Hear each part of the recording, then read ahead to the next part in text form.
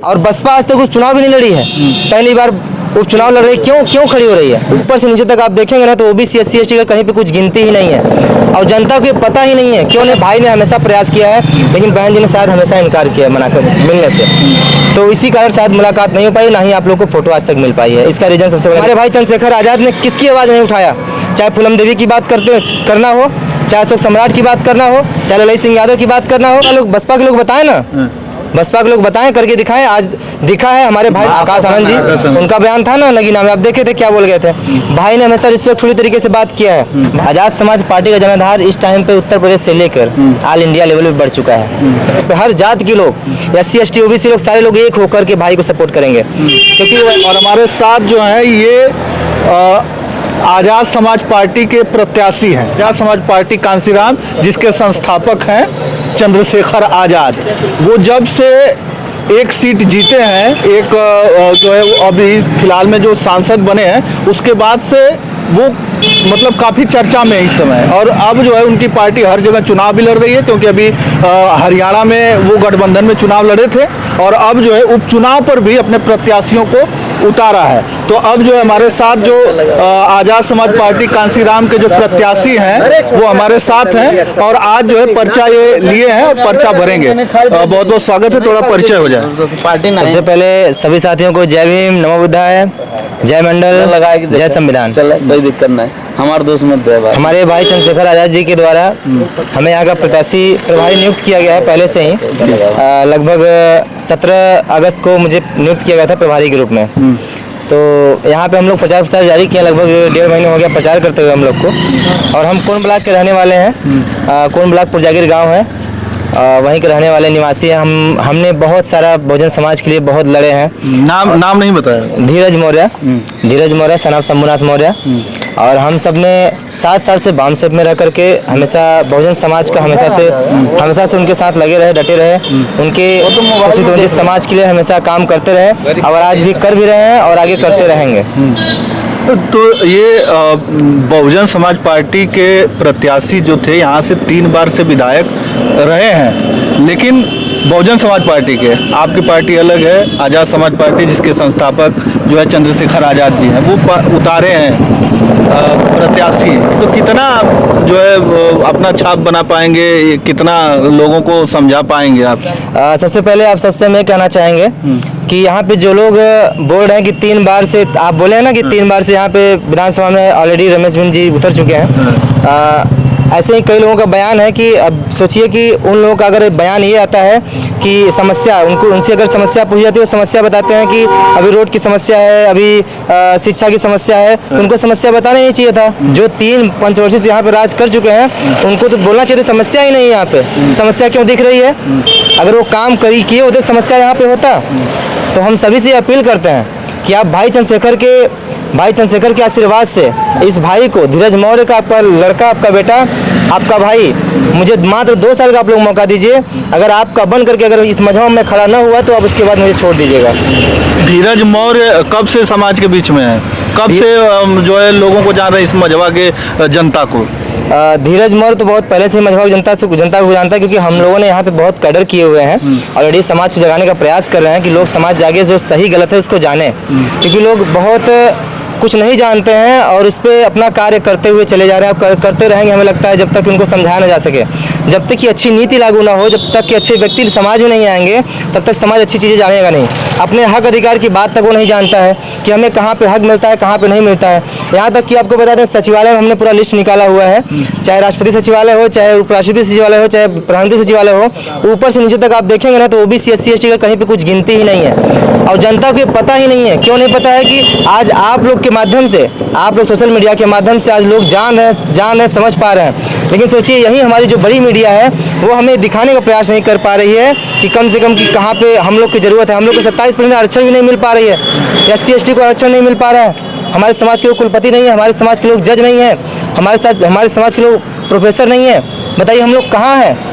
और फिर भी आंख मूंद के उस पार्टी को, उस लोगों को वोट दे रहे हैं जो हमारे लिए कभी नगड़ के बराबर, शून्य के बराबर हमारे लिए सोचते भी नहीं हैं। हम यही अपील करेंगे सब लोग जागें और समझदार बने और अभी सब लोग मिलकर चुनाव लड़ें। क्योंकि अगर आपका नेता अच्छा नहीं है तो आपको उसको सिखाना पड़ेगा, आपको सिखाना पड़ेगा, वोट देके सिखाना पड़ेगा कि हम सही व्यक्ति को चुनाव करेंगे, सही व्यक्ति को वोट देंगे। धीरज मौर्य का एजुकेशन की हम बात करें तो कितना है? मेरा एमएससी जूलॉजिस्ट है, एमएससी जूलॉजी से है मेरा। अच्छा। और मैंने समाज के लिए हमेशा खड़े रहे हैं और हमेशा खड़े रहेंगे। मेरा कानपुर यूनिवर्सिटी से एमएससी है। उसके बाद से राजनीति तो मैं शुरू से ही कर 12th पास किया था, मैं तभी से समाज के लिए लगा हूँ। अच्छा। हाँ, समाज के लिए कार्य भी कर रहा हूँ, राजनीति में लगा हूँ, गांव की राजनीति में लगे थे। उसके बाद समाज में कहीं भी, जैसे कि मझवा विधानसभा में जहाँ कार्य होता था, हमेशा वहाँ पे आना जाना हमेशा लगा रहता और आज भी लगे हैं और हमेशा समाज के लिए हमेशा लगे रहेंगे। कहते हैं कि आजाद समाज पार्टी जो है केवल दलितों की बात करती है, फिर आप जो तो ओबीसी समाज से आते हैं तो ठीक है, हम कहते हैं कोई भी नेता, चाहे SC ST OBC का कोई भी नेता हो, हम कहते हैं कम से कम वो जिस समाज का है, जिस जाति का है, उसी महापुरुषों की संसद भवन विधानसभा में आवाज़ उठा के दिखाए। हमारे भाई चंद्रशेखर आज़ाद ने किसकी आवाज़ नहीं उठाया? चाहे फूलन देवी की बात करना हो, चाहे अशोक सम्राट की बात करना हो, चाहे ललित सिंह यादव की बात करना हो, और चाहे चंदौली का केस हो, चाहे हाथरस का केस हो, चाहे बुंदेलखंड का केस हो, ऐसा कोई केस नहीं है जिसपे हमारे भाई चंद्रशेखर आज़ाद बोले ना हो और अपनी बाइट न दिए हो। और हम सब बसपा के लोग कहते हैं कि वोट काटने के लिए उतारा जाता है प्रत्याशी। नहीं, बिल्कुल नहीं। तो बसपा के लोग बताएं ना, बसपा के लोग बताएं, करके दिखाएं। आज दिखा है, हमारे भाई ने एक खुद से सांसद बने हैं और 2 सपोर्ट में सांसद बने हैं, एक बिहार में और एक हमारे वहाँ राजस्थान में, भाई के सपोर्ट से बने। उपचुनाव नहीं लड़ा। और बसपा आज तक कुछ चुनाव भी नहीं लड़ी है, पहली बार उपचुनाव लड़ रही। क्यों खड़ी हो रही है? इसीलिए ना क्योंकि मतलब कि कौन वोट काट रहा है, तो ऐसे ही समझ में आ गया। अगर भाई लड़ रहे हैं चुनाव तो आपको सपोर्ट करना चाहिए था। भाई ने तो 1 सीट नगीना भी मांगा था, वहाँ भी भाई को नहीं मिला। भाई तो हर जगह चुनाव लड़ नहीं रहे, हर जगह BSP लड़ रही है, भाई बस एक जगह नगीना में लड़े थे। भाई ने अपना जलवा दिखा दिया कि भाई के अंदर पावर है, और पावर है, जलवा भाई ने नहीं दिखाया, जलवा लोगों ने दिखाया। क्योंकि लोग जानते हैं जो हमारे लिए खड़ा है, जो हमारे लिए हमारी समस्याओं के लिए खड़ा है, जो शोषित वंचित समाज के लिए खड़ा है, वो भाई जिसके लिए खड़ा है, वो लोग भाई के साथ खड़े हैं। B पार्टी और C पार्टी का टैग मिलता है, कहीं आजाद समाज पार्टी को तो कहीं बसपा को, और जो समाज के लोग हैं वो चाहते हैं कि ये दोनों लोग एक हो जाएं, तो फिर ये क्यों नहीं हो पाते हैं लोग? देखिए, भाई ने तो बहुत प्रयास किया है, भाई तो हमेशा चाहते हैं कि एक हो जाए, लेकिन शायद हमें लगता है कि जो B टीम है वो नहीं समझ पा रहा है कि कैसे क्या करना। अपना बयानबाजी में कभी ये बोल देते हैं, जैसे अभी आया था ना हमारे भाई का जो है ना, बहन जी के जो भतीजे हैं आकाश आनंद जी, उनका बयान था ना नगीना में, आप देखे थे क्या बोल गए थे। भाई ने हमेशा रिस्पेक्टफुली तरीके से बात किया है। भाई ने सभी महापुरुषों को रिस्पेक्टफुली तरीके से बात करते हैं, वो कभी भी बहन जी को सम्मान के साथ बात करते हैं। लेकिन हाँ, बुआ भी कहते हैं, लेकिन अगला जो भाई आता है वो भाई के लिए क्या क्या बोल के चले जाते हैं, जबकि भाई ने सारे समाज के लिए लड़ते रहे और लड़ते रहेंगे, यहाँ तक कि उन्होंने 4 गोलियां। वो उनके नेता कहते हैं कि कभी वो अगर मिले हों तो क्यों नहीं फोटो दिखाते कि नहीं हम बहन जी से मिले हैं, कभी मिलते ही नहीं है, कभी बात करते हैं मंच पे कि हम जो है एक होना चाहते हैं, मिलना चाहते हैं, लेकिन कहीं अगर मिले हों वो समाज की बात करने के लिए, तो वो आज तो कहीं भी लोग जाते हैं तो फोटो वायरल हो जाता है कि वो वहाँ गए थे, लेकिन कभी तो ऐसा नहीं हुआ कि बहन जी के साथ चंद्रशेखर आज़ाद जी का फोटो वायरल हुआ हो, देखा गया हो उनके साथ। नहीं, बहन जी तो भाई ने हमेशा प्रयास किया है, इस बात को हम मानेंगे कि भाई हम पार्टी में हैं और हम संगठन में, हमें हमेशा पता है भाई ने हमेशा प्रयास किया है, लेकिन बहन जी ने शायद हमेशा इनकार किया है, मना कर मिलने से। तो इसी कारण शायद मुलाकात नहीं हो पाई, ना ही आप लोग को फोटो आज तक मिल पाई है। इसका रीज़न, सबसे बड़ा रीज़न यही है। और सबसे बड़ी बात है ना कि समाज में जो लड़ेगा, जो समाज के लिए लड़ेगा, शोषित वंचित समाज के लिए लड़ेगा, जो हक अधिकार के लिए लड़ेगा, समाज उसको जानेगा, समाज उसको प्यार करेगा। आजाद समाज पार्टी का जो है जनाधार कहाँ है? आजाद समाज पार्टी का जनाधार इस टाइम पे उत्तर प्रदेश से लेकर ऑल इंडिया लेवल पे बढ़ चुका है, हर जगह बढ़ चुका है। अभी भाई ने सिर्फ नगीना जीता है, वो अभी ट्रेलर है, अभी पूरा उत्तर प्रदेश का चुनाव बचा हुआ है, उसमें आप लोग पिक्चर देखेंगे। हमें वादा करते हैं और हम चैलेंज करते हैं, देखिएगा आपको 2027 में यहाँ पे उत्तर प्रदेश में दिखेगा, भाई के जलवा दिखेगा आप सबको। और जय भीम का नारा लगाते हुए लोग दिखेंगे, सड़क पे हर जात के लोग, SC ST OBC लोग, सारे लोग एक होकर के भाई को सपोर्ट करेंगे, क्योंकि वो ऐसे राजनीतिक व्यक्ति हैं, ऐसे बड़े भाई हमारे इतने अच्छे हैं कि सारे समाज की लड़ाई लड़ रहे हैं, किसी समाज को नहीं छोड़ रहे हैं, चाहे कोई भी समाज हो।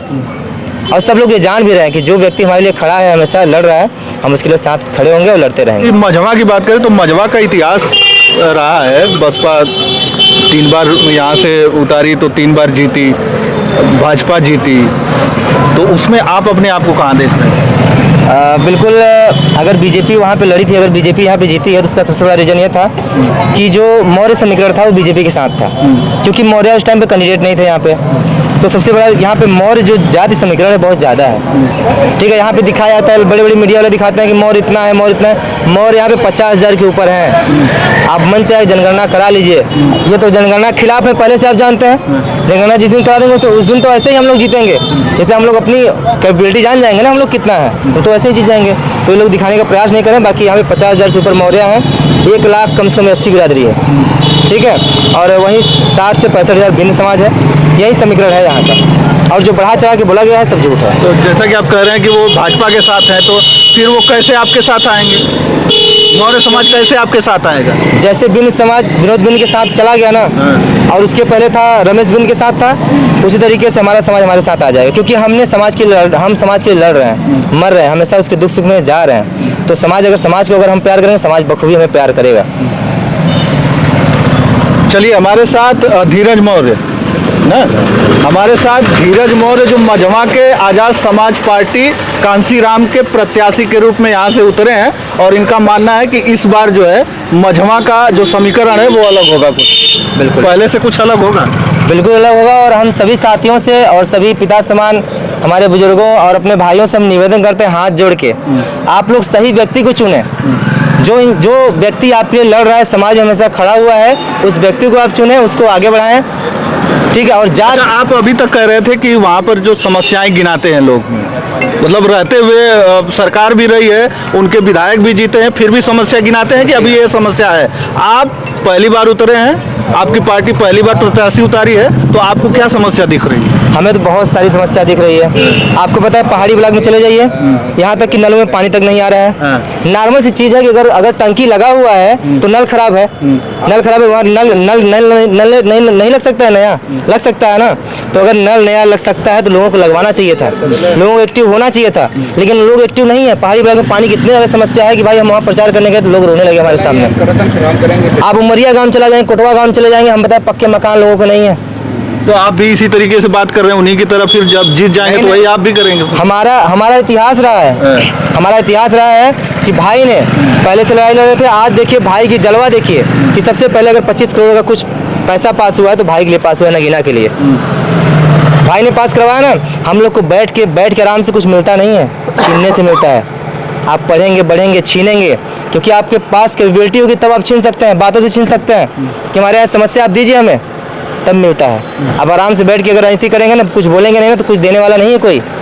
अच्छा, अगर जीत के आते हैं तो वो पहला काम जो आप करने वाले हैं? हम जीत के आते हैं, सबसे पहला काम ये है कि लोगों को खासकर जो पानी की समस्या है, जो पानी की समस्या है, जो ज़मीनें, हमारे समाज में, ऐसी समाज में ज़मीन नहीं है, लोगों के पास ज़मीन नहीं है, मड़ई लगा के कहीं रह रहे हैं, किसी और की ज़मीन पर रह रहे हैं, वहाँ भी भगाए जा रहे हैं।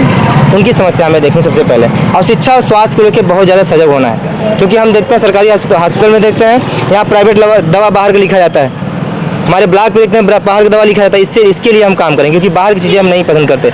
अगर सरकारी अस्पताल मेरे लोग जा रहे हैं तो उनको सरकारी दवाइयाँ मिले। और हम आगे चल के जब हमारी सरकार आएगी तो हम ये भी मांग करते हैं कि जो भी शिक्षक हैं, जो भी सरकारी नौकरी में हैं, जो भी बढ़िया राजनीति में हैं, अच्छे पोस्ट पे हैं, जो भी प्राइवेट सेक्टर में बिजनेसमैन हैं, सभी के बच्चे मिल करके और सभी गरीब के बच्चे मिल करके सरकारी स्कूल में पढ़ाई करें, इसकी हम मांग करेंगे। ऐसे क्या होगा, सरकारी स्कूल का स्तर बढ़ेगा, क्योंकि बड़े लोग अपने बच्चों को इसमें भेजेंगे तो टीचर लोगों को बोलेंगे कि भाई मेरा बेटा सर सही से पढ़ नहीं रहा है, तो टीचर को डांटेंगे, मेरे बच्चे को सही से पढ़ा नहीं रहा है।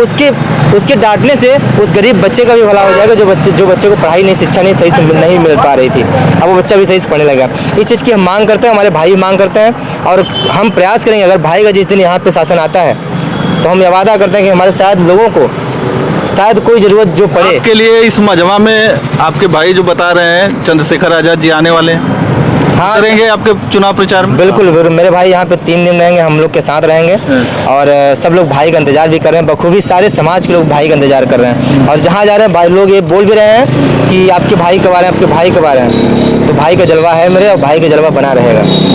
चलिए हमारे साथ जो है धीरज मौर्य, जो कह रहे हैं कि चंद्रशेखर आज़ाद जी की पार्टी से जो उतरे हैं यहाँ पर चुनाव में, उपचुनाव में, तो कह रहे हैं कि तमाम जो मुद्दे हैं इन्होंने गिना दिया कि इस मुद्दों पर हमारी पार्टी काम करती है और ये जीत के आएंगे तो करेंगे, क्योंकि तमाम जो लोग हैं वो होते तो हैं विधायक, रहते तो हैं, लेकिन जब फिर से चुनाव आता है तो समस्याएं गिनाते हैं, ये वास्तविकता है। तो आप इनकी बातों से कितना सहमत है कमेंट करके बताइएगा। और इस उपचुनाव की जो हम कवरेज पर निकले हैं तो तमाम जगहों पे जा रहे हैं, लोगों से प्रतिक्रियाएं ले रहे हैं, तो उस पर आपकी क्या राय है कमेंट करके हमें जरूर बताइएगा। तो चलिए इस वीडियो में इतना ही, धन्यवाद। जय